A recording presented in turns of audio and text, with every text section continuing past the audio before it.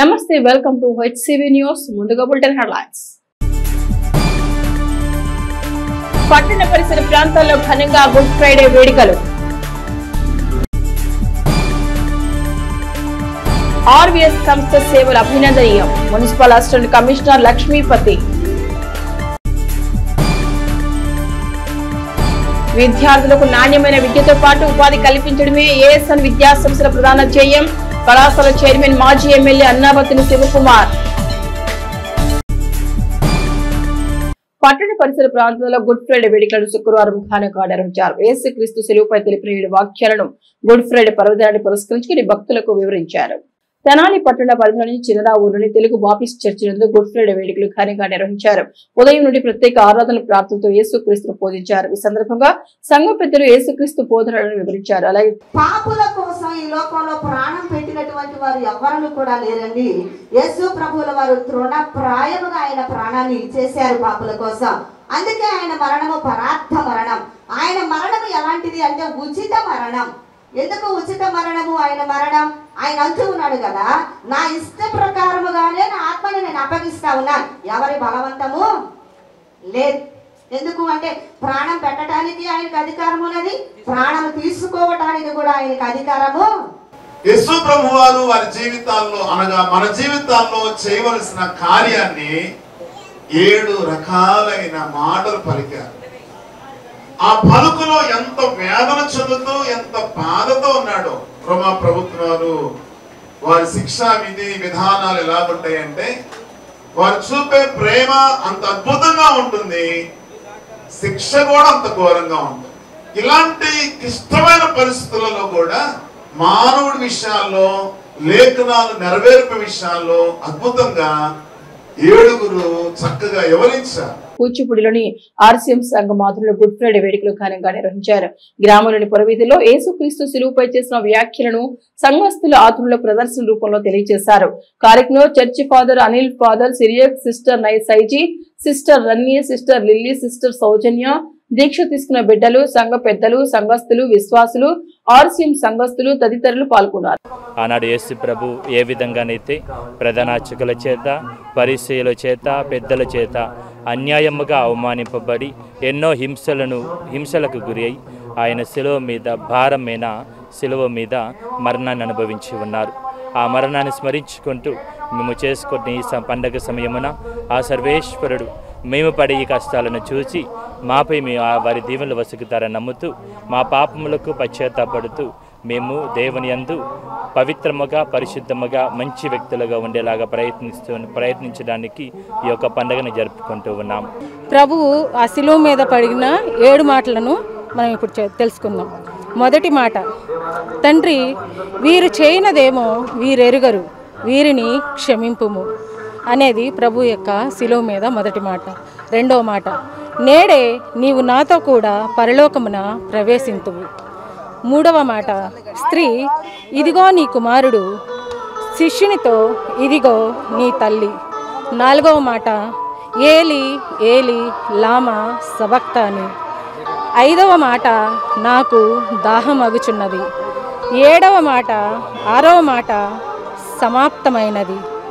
7వ మాట, తండ్రి నా ఆత్మను నీ చేతికి అప్పగించుచున్నాను. ఈ విధంగా ప్రభు తన పొందిన శ్రమలను ఈ 7 మాటల ద్వారా ఎంతో సవినయంగా మనందరికీ వివరించారు. ఈ ప్రభు ఈ శుభ సందర్భంగా ఈ పండుగను జరుపుకుంటున్న ప్రతి ఒక్కరికి ఆ ప్రభు దీవెనలు ఎల్లవేళలా ఉండాలని, అందరినీ ఆ ప్రభు చల్లగా దీవించాలని కోరుకుంటున్నాను. అలాగే ఐతానగర్లోని క్రీస్తు కృపాలయం సెంటనరీ లూథరన్ సంఘం ఆధ్వర్యంలో సంఘం నందు గుడ్ ఫ్రైడే వేడుకలు భక్తి శ్రద్ధలతో నిర్వహించారు. గురుమండల అధ్యక్షులు అభిషిక్త డాక్టర్ వేముల బాబు, సర్వోన్నతరావు నేతృత్వంలో విశేష ప్రార్థనలు నిర్వహించారు. అనేక మంది విశ్వాసులు, భక్తులు గుడ్ ఫ్రైడే ప్రార్థనలు పాల్గొని యేసుక్రీస్తుని ఆరాధించారు. కార్యక్రమ సంఘం కోశాధికారి ఎన్ సునీల్ బాబు, పలువురు సభ్యులు పాల్గొన్నారు. యేసుక్రీస్తు ప్రభువారు శిలువ మీద వేయబడినప్పుడు శిలువ మీద ఉండి పలికినటువంటి శ్రేష్టమైన మాటలు ధ్యానం చేసినప్పుడు ఆశీర్వాదాలు మనం పొందడానికి అవకాశం ఉంటుంది. ప్రత్యేకంగా ఈరోజు సాయంత్రం క్రీస్తు కృపాలయం సెంటనరీ లూథరన్ పక్షంగా సంఘంలో ఉన్నటువంటి ప్రతి ఒక్కరూ ర్యాలీగా బయలుదేరి అంబేద్కర్ స్టాచ్యూ దగ్గరకు వచ్చి అక్కడ ఒక సభ జరగబోతూ ఉన్నారు. వేసవిలో ప్రజల దాహార్తిని తీర్చేందుకు ఆర్వీఎస్ సంస్థ చేస్తున్న సేవలు అభినందనీయమని municipal assistant commissioner VM Lakshmipathi పేర్కొన్నారు. శుక్రవారం స్థానిక మరచిపోయిన 24వ వార్డులో ఆర్వీఎస్ సంస్థ ఆధ్వర్యంలో ఏర్పాటు చేసిన చలివేంద్రాన్ని ఆయన ప్రారంభించారు. ఈ సందర్భంగా మున్సిపల్ అసిస్టెంట్ కమిషనర్ లక్ష్మీపతి మాట్లాడుతూ ఆర్వీఎస్ సంస్థ సామాజిక సేవా కార్యక్రమాలు చేస్తూ అందరికీ ఆదర్శంగా నిలవడం ఉదాహరణమన్నారు. రానున్న రోజుల్లో సంస్థ మరిన్ని సేవా కార్యక్రమాలు చేపట్టాలని ఆకాంక్షిస్తూ సభ్యులను అభినందించారు. ప్రజలందరూ చలివేంద్రాన్ని సద్వినియోగం చేసుకోవాలని పేర్కొన్నారు. సంస్థ ప్రతినిధులు మాట్లాడుతూ గత 7 సంవత్సరాలుగా మారేస్పేటలో వేసవి చలివేంద్రాన్ని ఏర్పాటు చేయడం జరుగుతుందని పేర్కొన్నారు. సంస్థ 8వ వార్షికోత్సవం సందర్భంగా జూన్ 1వ తేదీన ప్రభుత్వ పాఠశాలలో అత్యధిక మార్కులతో ఉత్తీర్ణులైన రజక సామాజిక వర్గానికి చెందిన 10వ తరగతి విద్యార్థులకు స్కాలర్షిప్లు అందజేయడం జరుగుతుందని తెలిపారు. ఈ అవకాశాన్ని సంఘీయులు సద్వినియోగించుకోవాలని కోరారు. కార్యక్రమంలో కౌన్సిలర్ పెదలంక లక్ష్మీ లావణ్య, పనిదపు దుర్గా ప్రసాద్, ఆర్వీఎస్ అధ్యక్ష కార్యదర్శులు పోతార్లంక ప్రసాద్, పేటిడి శ్రీనివాస్, కోశాధికారి పోతార్లంక శ్రీనివాస్, సభ్యులు శివరామకృష్ణ, వెంకట నాంచారయ్య, మురళీకృష్ణ, మోపిదేవి శ్రీనివాస్, కొల్లూరు శ్రీనివాసరావు, పెదలంక వెంకటేశ్వరరావు తదితరులు పాల్గొన్నారు. ఆర్వీఎస్ సంస్థ వారు 8 సంవత్సరాల నుండి ఏర్పాటు చేస్తున్న చలివేంద్రం ప్రారంభోత్సవం జరిగింది. ఈ కార్యక్రమం ఏర్పాటు చేసినటువంటి ఆర్వీఎస్ సంస్థ, ఇతర వార్డు కౌన్సిలర్ గారికి అందరికి కూడా శుభాభినందనలు. అలాగే మంచి కార్యక్రమం. ఈ కార్యక్రమం ఇప్పుడు వస్తున్నటువంటి ఎండలు రేపు రాబోయే సీజన్లో కూడా ఎండలు తీవ్రంగా ఉండే అవకాశం ఉంది. ఆ సమయంలో వృద్ధులకు, ప్రయాణికులకు అందరికి కూడా ఈ చలివేంద్రం ద్వారా మజ్జిగ, మంచి వాటర్ని సప్లై చేయడం జరుగుతూ ఉంది. దీనికి చాలా అభినందనీయం.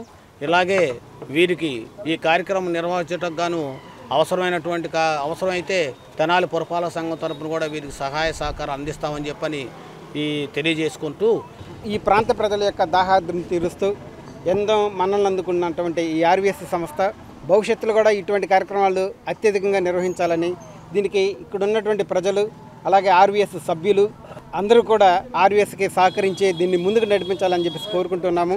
10వ తరగతి ఉత్తీర్ణులైనటువంటి పిల్లలకి స్కాలర్షిప్ ప్రోగ్రామ్ని నిర్వహించుకోవడం జరిగింది. దీనికి సంబంధించి ఆర్వీఎస్ సంస్థకి ఎవరైతే గవర్నమెంట్ పాఠశాలలో చదివినటువంటి విద్యార్థులు ఉన్నారో వారందరూ కూడా 10th క్లాస్ రిజల్ట్స్ వచ్చిన తర్వాత వారి యొక్క హాల్ టికెట్ నెంబర్స్ అన్నీ కూడా మాకు పెట్టవలసిందిగా మేము విజ్ఞప్తి చేస్తూ ఉన్నాము. కళాక్షేత్రంలో ఇవ్వాలని నిర్ణయించడం జరిగింది. మీ ద్వారా తెలియజేసేది ఏంటంటే 10వ తరగతి పాస్ అయినటువంటి పిల్లలందరూ కూడా హాల్ టికెట్, ఫోన్ నెంబర్ ద్వారా ఆర్వీఎస్కు వాళ్ళ వివరాలు మాకు అందజేసినట్లయితే మెరిట్ లిస్ట్ తయారు చేసి ఒక 100 మందికి ఉపకార వేతనాలు ఇవ్వడం జరుగుతుంది. అదేవిధంగా నోట్బుక్స్, తర్వాత డ్రెస్ మెటీరియల్ ఇలాంటివన్నీ కూడా ఇవ్వడం జరుగుతుంది. కవి కళాక్షేత్రము జూన్ 1వ తారీఖున జరుగుతుందండి. మీ ద్వారా మేము వారికి విన్నవిస్తాం. ఈ చలివేంద్రం అనేది గత 7 సంవత్సరాల నుంచి మరి ఈ వార్డులో ఎంతోమందికి దాహార్తిని తీర్చడంలో ఈ ఆర్వీఎస్ పాత్ర ప్రముఖంగా ఉంది. మరి ఇక్కడ ప్రజలు మరి రోడ్ల మీద తిరిగే వాళ్ళందరికీ కూడా మజ్జిగ, మంచినీళ్ళ పంపిణీ కార్యక్రమం కూడా జరుగుతుంది. కాబట్టి మరి పాదచారులకు ఎంతో ఉపయోగకరమైనటువంటి ఈ సేవా కార్యక్రమాలు, అలాగే ఆర్వీఎస్ సంస్థ అనేది మరి ఇంకా రాబోయే రోజుల్లో మరి ఎక్కువ సేవా కార్యక్రమాలు చేసి ప్రజలను మన్నలను పొందాలని చెప్పేసి కోరుకుంటూ విద్యార్థులకు నాణ్యమైన విద్యతో పాటు ఉపాధి అవకాశాలు కల్పించడమే లక్ష్యంగా ఏఎస్ఎన్ విద్యా సంస్థలు ముందుకెళ్తున్నాయని కళాశాల కరెస్పాండెంట్ మాజీ ఎమ్మెల్యే అన్నాబతుని శివకుమార్ పేర్కొన్నారు. స్థానిక ఏఎస్ఎన్ డిగ్రీ కళాశాలలో 2024-25 విద్యా సంవత్సరంలో డిగ్రీ పూర్తి చేసుకున్న విద్యార్థులు 92.3% ఉద్యోగ అవకాశాలు పొందిన సందర్భంగా అచీవర్స్ డేను శుక్రవారం ఘనంగా నిర్వహించారు. కార్యక్రమానికి ముఖ్య అతిథిగా పాల్గొన్న కళాశాల చైర్మన్ మాజీ ఎమ్మెల్యే అన్నాబతుని శివకుమార్ మాట్లాడుతూ 92.3% విద్యార్థులు తమ కళాశాలలో చదివి 18 పైగా కంపెనీలలో ఉద్యోగ అవకాశాలు పొందడం చాలా గర్వించదగ్గ విషయమని తెలిపారు. తమ కళాశాలలో చేరుతున్న ప్రతి విద్యార్థికి ఉద్యోగ అవకాశం కల్పించాలి అనే ఉన్నత లక్ష్యంతో పనిచేస్తున్నామని తెలియజేశారు. ఈ సంవత్సరం ఎక్కువ సంఖ్యలో విద్యార్థులు ఐటీ రంగంలో ఉద్యోగ అవకాశాలు పొందడం ఒక శుభ పరిణామంగా ఆయన తెలిపారు. TCS, Wipro, CTS, Infosys, Deloitte, tech Mahindra, ILM, Sutherland, 24/7, AI వంటి 18 కంపెనీల్లో తమ విద్యార్థులు ఉద్యోగ అవకాశాలు పొందారన్నారు. ప్రతి ఒక్కరూ తల్లిదండ్రుల పట్ల, సమాజం పట్ల బాధ్యత కలిగి ఉండాలని సూచించారు. ఈ సందర్భంగా ఉద్యోగ అవకాశాలు పొందిన విద్యార్థులను ఆయన అభినందించారు. కళాశాల ప్రిన్సిపల్ డాక్టర్ కొలసాని రామచంద్ మాట్లాడుతూ ప్రముఖ కంపెనీలతో ఎంఓయూలు కుదుర్చుకుని తమ విద్యార్థులు అత్యున్నత నైపుణ్యాలు పెంపొందించుకునేట్లు కృషి చేస్తున్నామని తెలిపారు. కార్యక్రమంలో ఉద్యోగ అవకాశాలు పొందిన విద్యార్థులు, కళాశాల అధ్యాపకులు డాక్టర్ బి రాజు, ఎస్వి శర్మ, శ్రీనివాస్ తదితరులు పాల్గొన్నారు. I started learning about what is true, what is false in it. and when I was facing the interview, it feels like so comfortable, and I feel very happy for that because of your training. And recently I had gone through TCS IT interview. On that we have 2 rounds, TR and HR. In technical round, they asked which college you are from. I said I am from ASN Degree College. They said okay, they are trying to start give a paper and write code. But when I said I am from ASN Degree College, okay, you are selected for HR, and I feel very happy for that. For which I made the decision to join in this college. This college gave me the confidence and the skills needed to prepare for my career, and I'm really grateful for this opportunity to speak. Thank you. In this college, I have learned communicating effectively and how to interact and maintain a human relation, just like Principal Sir said. And it's not only it's going to help in placement, but also help in maintaining and sustaining our placements in that particular company. Tenali education సినారీలో ఎక్కువ మందికి women employees తయారు చేసింది, employment తయారు చేసే college భారత మాజీ రాష్ట్రపతి అబ్దుల్ కలాం గారు ఆయన కొటేషన్ ఉంది కదా, కళలో కనండి, కళలో సాకారం చేసుకోండి. ఈ సాకారం చేసుకునేది అనేది మర్చిపోయాం అందరు. కళ్ళగానం నేను పెద్దడు కొడుకొని కళ్ళగానం చేశాను. ఆ అచీవ్ చేసినాడు, ఎలా అచీవ్ చేశాడని చెప్పినప్పుడు కానీ లేదు మనకన్నా సీనియర్స్ అచీవ్ చేసిందని ఇన్స్పైర్ అవ్వడం అనేది చాలా ఇంపార్టెంట్.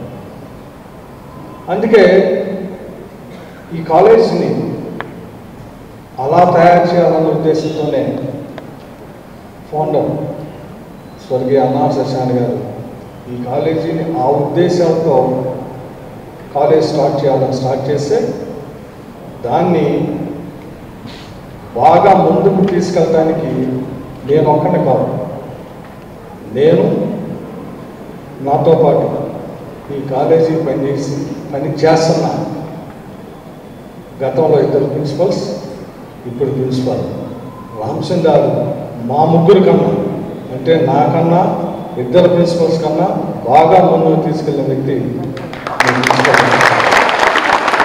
సో 36 సంవత్సరాల్లో కొన్ని వేల మందిని ఈ ప్లాట్ఫామ్ నుంచి ప్రపంచవ్యాప్తంగా, నిజంగా ఇది నాకు వరం.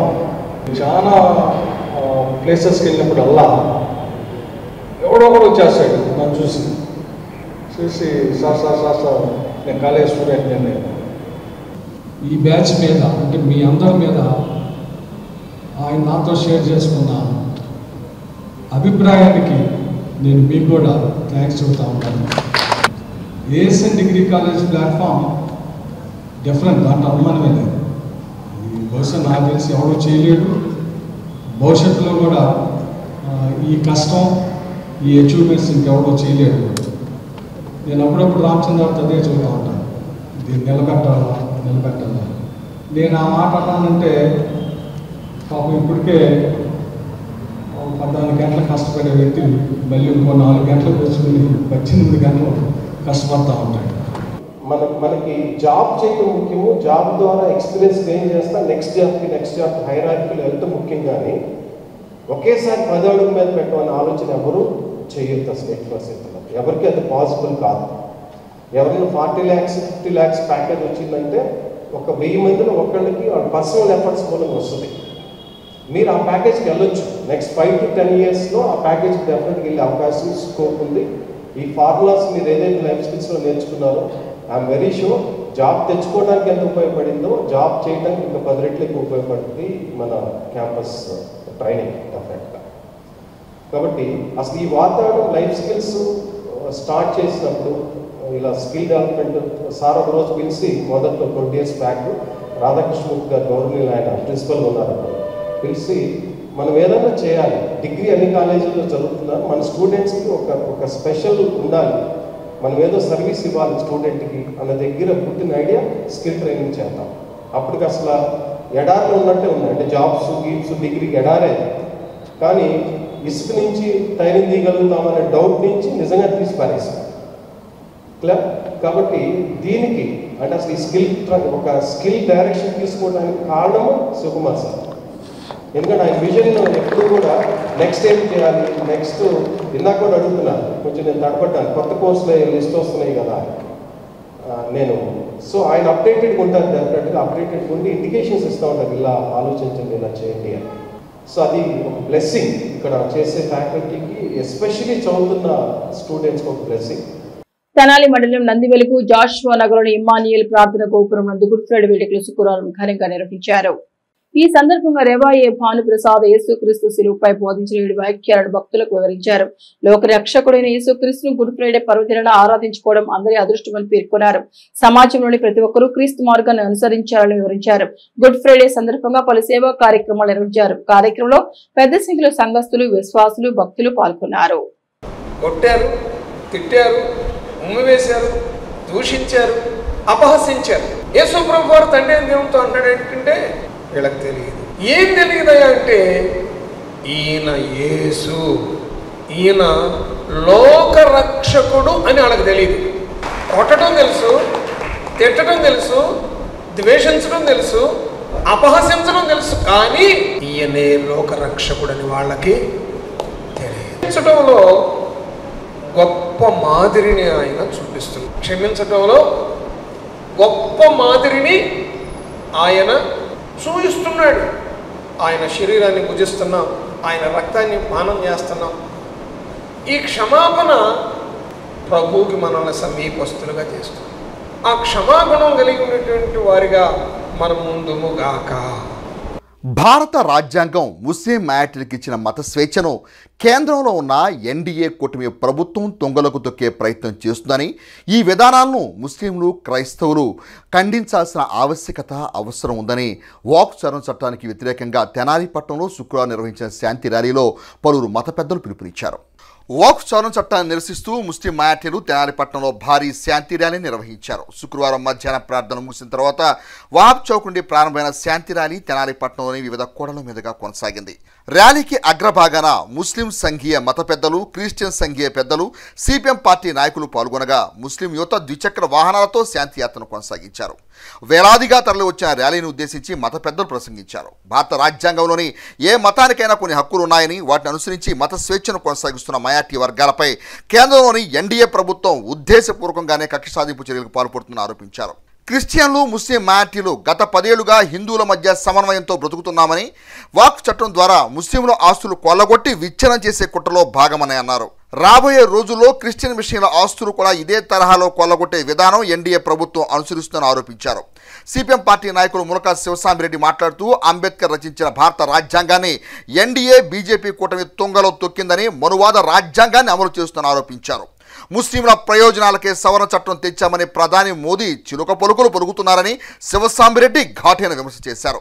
రాష్ట్రంలోని కూటమి ప్రభుత్వం, తెలుగుదేశం పార్టీ, జనసేన పార్టీలు పార్లమెంట్లో సై అంటూ, రాష్ట్రంలో నై అంటూ ఉన్నాయని ఆరోపించారు. వాక్ సవరణ చట్టాన్ని వ్యతిరేకిస్తూ మమతా బెనర్జీ, డీఎంకే పార్టీ, ఏపీలో వైఎస్ జగన్మోహన్ రెడ్డి మద్దతు పలికారని, మైనార్టీలంతా ఐక్యమై వాక్ సవరణ చట్టాన్ని వెనక్కు తీసుకునేలా ఉద్యమించాలని నాయకులు పిలుపునిచ్చారు. ఈ ర్యాలీలో ప్రజా సంఘాల నాయకులు, మైనార్టీ నాయకులు పాల్గొన్నారు. ముస్లిం మైనారిటీస్, క్రిస్టియన్ మైనారిటీస్, ఇంకా ఏ మతాలు మైనారిటీలుగా ఈ యొక్క భారతదేశంలో ఉంటూ ఉన్నావో వారందరూ కూడా ఈ రోజున భయాందోళనలో మేము అందరం ఉంటూ ఉన్నాం.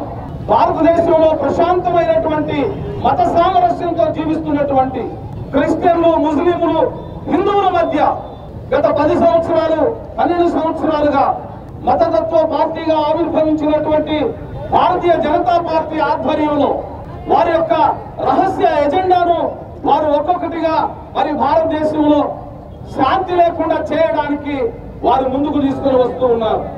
మన ఆస్తుల మీద మనకే హక్కు లేకుండా చేసేటువంటి హక్కు ఈ యొక్క ప్రభుత్వానికి ఎక్కడి నుంచి వచ్చిందని నేను ప్రశ్నిస్తా ఉన్నాను. ఈ రోజున వక్ఫ్ బోర్డు ఆస్తుల మీద కన్ను వేసినటువంటి వారు రేపొద్దున క్రైస్తవ మిషన్ ఆస్తుల మీద కూడా కన్ను వేస్తారనేటువంటి ఆందోళన మాకున్నది. కాబట్టి భారతదేశంలో మైనారిటీలుగా ఉన్నటువంటి అన్ని మతాలకు సంబంధించినటువంటి వారు ఏకమవ్వాల్సినటువంటి సమయం ఆసన్నమైంది. ముస్లిం మైనారిటీలు, క్రిస్టియన్ మైనారిటీలు, ఇంకా ఈ దేశంలో మైనారిటీలుగా ఉన్నటువంటి అన్ని మతాల వారికి హిందూ సోదరుల యొక్క మద్దతు ఉన్నది. ఇవాళ మనువాద రాజ్యాంగాన్ని తీసుకొచ్చేందుకు ఈ యొక్క మోడీ షాలో బీజేపీ ఆర్ఎస్ఎస్లు కుట్ర పన్నుతున్నాయి. ఇవాటికి 100 సంవత్సరాల కిందట ఆర్ఎస్ఎస్ నాగపూర్లో ఆనాడు ఏదైతే ఎజెండా పెట్టిందో ఈ దేశం మనుధర్మ శాస్త్రం ప్రకారం ఉండాలి, అట్లాగే ఈ రాజ్యాంగం ఉండకూడదు, లౌకికవాదం ఉండకూడదు అనేది ఈ ఎజెండాలో ఉంది. దానిలో భాగంగానే ఇవాళ ఒక్కొక్కటి ఒక చట్టం తీసుకొచ్చింది. రేపు క్రిస్టియన్ల యొక్క ఆస్తుల్ని కూడా, చర్చిల్ని కూడా, అన్నింటిని కూడా అన్యాక్రాంతం చేసేందుకు చేస్తుంది. ఆ తర్వాత హిందువులు కూడా ఆస్తులు కూడా ఆ విధంగా అదానీ అంబానీలకి కట్టబెట్టేందుకు ఒకవేళ ప్రణాళికాబద్ధంగా చేస్తుంది.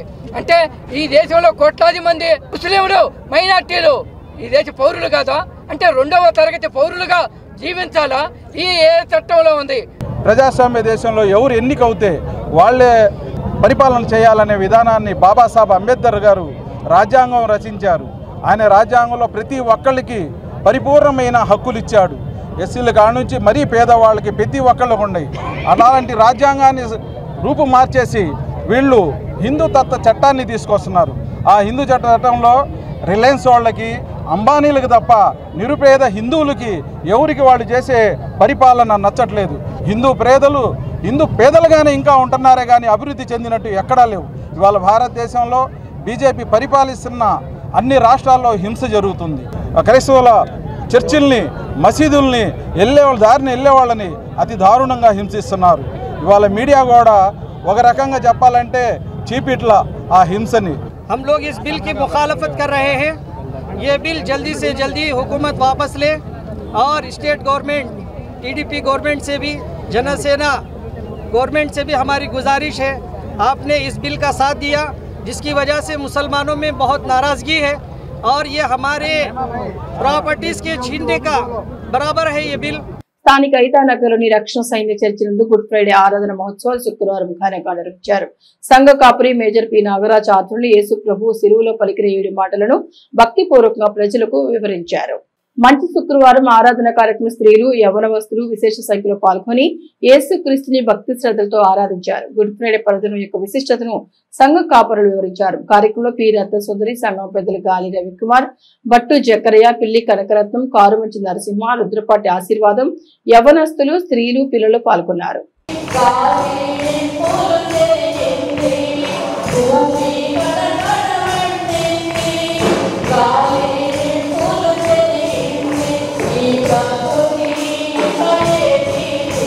సంఘము మరి ఇతర సంఘాలలో ఉన్నటువంటి వారు కూడా మరి సుమారు 500కు పైగా బిడ్డలు ఆరాధించే వారిలో ఉన్నారు. దేవుడు మరి బిడ్డలను దీవించునుగాక. రక్షణ సైన్యము మరి నానాటికి వృద్ధి చెందునుగాక. పెద్దలను, గురుసంతి వారిని, అలాగనే యవనస్తులను, వీరులను, బిడ్డలను అందరినీ ఆశీర్వదించునుగాక. అందరికీ మా ప్రత్యేకమైన ధన్యవాదాలు తెలియచేసుకుంటాం. Thank you all. దేశ ప్రజలందరికీ గుడ్ ఫ్రైడే శుభాకాంక్షలు. రక్షణ సైన్యం చర్చి తరపున దేశ ప్రజలందరూ చల్లగా, అందరూ ప్రశాంతంగా ఉండాలని మనసారా కోరుకుంటూ సెలవు తీసుకుంటాం. స్థానిక కొత్తపేటలోని టౌన్ చర్చ్ క్రీస్తు దేవాలయం నందు గుడ్ ఫ్రైడే పురస్కరించుకుని శుక్రవారం విశేష ప్రార్థన నిర్వహించారు. భక్తులు, విశ్వాసులు విశేషంగా సంఖ్యలో పాల్గొని యేసుక్రీస్తుని ప్రార్థించారు. గుడ్ ఫ్రైడే పర్వదినాన్ని పురస్కరించుకుని క్రీస్తు దేవాలయాన్ని ప్రత్యేక అలంకరణతో తీర్చిదిద్దారు. చర్చ్ పారిస్ పాస్టర్ రేవా Devarapalli, Yesaratnam, additional pastor C అమర్తే లెనిన్ బాబు, దగ్గుమల్లి సాల్మన్ రాజు, వివి ప్రకాష్ బాబు మత్తేలు క్రీస్తు ఆరాధన కార్యక్రమం నిర్వహించారు. యేసు క్రీస్తు బోధించిన 7 వాక్యాలను వివరించారు. మానవుని పట్ల ప్రేమ, నిస్సహాయుల పట్ల కరుణ, శత్రువుల పట్ల క్షమ, ఆకాశమంతటి సహనం, అవధులేని త్యాగం ఇవన్నీ యేసు క్రీస్తు జీవితమని, ఇది మానవాళికి ఇచ్చిన సందేశం అని పేర్కొన్నారు. గుడ్ ఫ్రైడే పర్వదినాన యేసు క్రీస్తు తెలిపిన మాటలు సర్వ మానవాళి సంక్షేమం కోసం తెలిపారు. కార్యక్రమాన్ని టౌన్ చర్చి అడహాక్ కమిటీ సభ్యులు పర్యవేక్షించారు. యేసు క్రీస్తు వారు తన రుధిర ధారల ద్వారా మానవాళికి పాపం నుంచి విముక్తి కలుగజేసి ఆయన ఇచ్చిన గొప్ప రక్షణ, ఆ రక్షణ బట్టి మనం ఈ దినాన మనం చాలా సంతోషిస్తున్నాం. ఈ యొక్క దినాన ప్రత్యేక రీతిలో మరి దేవుని యొక్క నామాన్ని స్మరణ చేస్తూ ఈ పట్టణ ప్రజలు, పుర ప్రజలు యేసు క్రీస్తు వారి సిలువలో ఆయన త్యాగాన్ని గురించి మాట్లాడుతున్నారు. తండ్రి, వీరేం చేస్తున్నారు, వీరెవరుగా వీరిని క్షమించము. రెండవ మాట, యేసుక్రీస్తు వారు పలికిన మాటలో నీవు నాతో కూడా పరదేశులందువు. దొంగకి ఇచ్చిన రక్షణ. 3వ మాట, అమ్మా ఇదిగో నీ కుమారుడు. 4వ మాట, నా దేవా నా దేవా నన్ను ఎందుకు చెయ్యి విడిచితివి. 5వ మాట, నేను దప్పికొనుచున్నాను. 6వ మాట, సమాప్తమైంది. 7వ మాట, తండ్రి నీ చేతికి నా ఆత్మ అప్పగించున్నానని యేసుక్రీస్తు పలికిన అమ్ములైన మాటలు. కాబట్టి ఇవన్నీ కూడా చాలా గొప్ప స్వరంతో యేసుక్రీస్తు వారు మాట్లాడారు. యేసుక్రీస్తు శిలువపై పలికిన 7 మహోన్నత వాక్యాలు మానవ జీవన గమనానికే దిక్సూచిలని పాస్టర్ రెవరెండ్ సర్వోన్నతరావు శుక్రవారం నిర్వహించిన ప్రత్యేక ప్రార్థనా కార్యక్రమాల్లో అన్నారు. శుభ శుక్రవారం సందర్భాన్ని పురస్కరించుకొని శుక్రవారం తెనాలి ఐతానగర్లోని లోదరన్ చర్చిలో పాస్టర్ సర్వోన్నతరావు ఆధ్వర్యంలో ప్రత్యేక ప్రార్థన నిర్వహించారు. అనంతరం సాయంత్రం సిలువ మోసిన క్రీస్తు యేసు వేషధారంతో ఏర్పాటు చేసిన ప్రత్యేక ప్రదర్శన సిలువ మోసిన నాటి యేసుక్రీస్తును కళ్ళకు కట్టినట్లుగా చూపారు. లోదర్ చర్చి నుండి రజగి చెరువు అంబేద్కర్ బొమ్మ సెంటర్ వరకు ఈ ప్రదర్శన నిర్వహించారు. సిలువ వేయటానికి ముందు సైనికులు కోడాలతో గాయపరుస్తూ ఉన్న పాపుల రక్షణ కోసం యేసుక్రీస్తు భుజంపై సిలువను మోసిన నాటి హృదయ విదారక పరిస్థితిని చాటుతూ ప్రదర్శన కొనసాగింది. ఈ కార్యక్రమంలో bishop Sudheer Kumar, K Abraham, DC colonel Thomas, pastor Nagaraju, సంఘస్థులు, యవనస్తులు, శ్రీ సమాజం సభ్యులు పాల్గొన్నారు.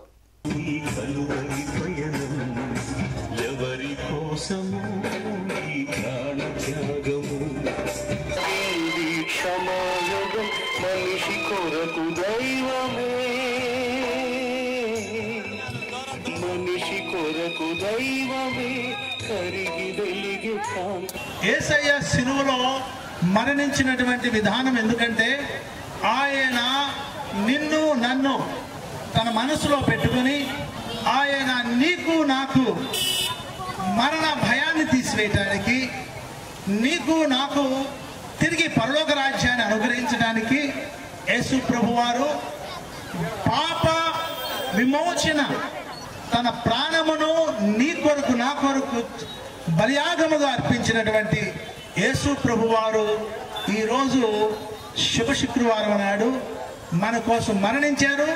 ఆయన మరణించి తిరిగి అలా లేడు. ఆయన తిరిగి రేపు ఆదివారం నాడు పునరుత్థానమై తిరిగి లేస్తున్నాడు. అందుకు చెప్పలు కూడా దేవుడు మహిమపరచండి.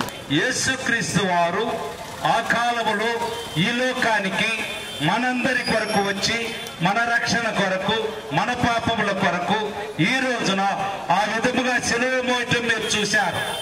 ఆ సిలువకే సిలువ వేయబడినప్పుడు సిలువలో నుండి ఆయన మాట్లాడిన 7 మాటలు కూడా ప్రపంచానికి మరి ఈ లోకానికి గొప్ప సువార్తను ప్రకటించాడని చెప్పట్లో ఎలాంటి సందేహం లేదు. తెనాలి పట్టణంలో ఇంతటి శ్రేష్టమైనటువంటి వాతావరణంలో ఎంతమంది మహోన్నతమైన వ్యక్తులతో కలిసి అన్ని సంఘాలు కలిసి క్రైస్తవుల యొక్క ఐక్యతను చాటుకుని ఒక శ్రేష్టమైనటువంటి సమావేశం ఇక్కడ జరగడం అది చాలా ఆశీర్వాదకరం. తెనాలి మండలం కొలకలూరు గ్రామానికి చెందిన మెగాస్టార్ చిరంజీవి మెగా అభిమాని గోపిశెట్టి శ్రీనివాసరావు గురువారం అనారోగ్యంతో ఆకస్మికంగా మృతి చెందడంతో గ్రామానికి చెందిన పొన్నగంటి చారిటబుల్ ట్రస్ట్ మరియు గ్రామ జనసేన పార్టీలు సంయుక్తంగా బాధిత కుటుంబానికి 10,000 రూపాయల ఆర్థిక సాయం అందజేసి తమ సౌహృదయం చాటుకున్నాయి. తెనాలి మండలం కొలకలూరు గ్రామానికి చెందిన గోపిశెట్టి శ్రీనివాసరావు గురువారం సాయంత్రం అనారోగ్యంతో ఆకస్మికంగా మృతి చెందడం జరిగింది. మృతుని చిన్ననాటి స్నేహితుడు పొన్నగంటి పోతురాజు ట్రస్ట్ కీలక సభ్యులు అనువలపూడి గ్రామ నాయకులు అంకటి హరికృష్ణ 10,000 రూపాయలను ట్రస్ట్ పక్షాన సహృదయంతో బాధిత కుటుంబానికి అందజేయడం జరిగింది. ఈ నగదును పొన్నగంటి పోతురాజు ట్రస్ట్ సభ్యులు మరియు గ్రామ జనసేన పార్టీ యువ నాయకులు తుపాకుల ప్రసాద్ శుక్రవారం మృతుని మాతృమూర్తికి అందజేయడం జరిగింది. పొన్నగంటి పోతురాజు ట్రస్ట్ మరియు జనసేన పార్టీ నాయకుల సహృదయతను మరియు స్నేహస్ఫూర్తిని పలువురు ప్రముఖులు ప్రశంసలతో ముంచెత్తుతున్నారు.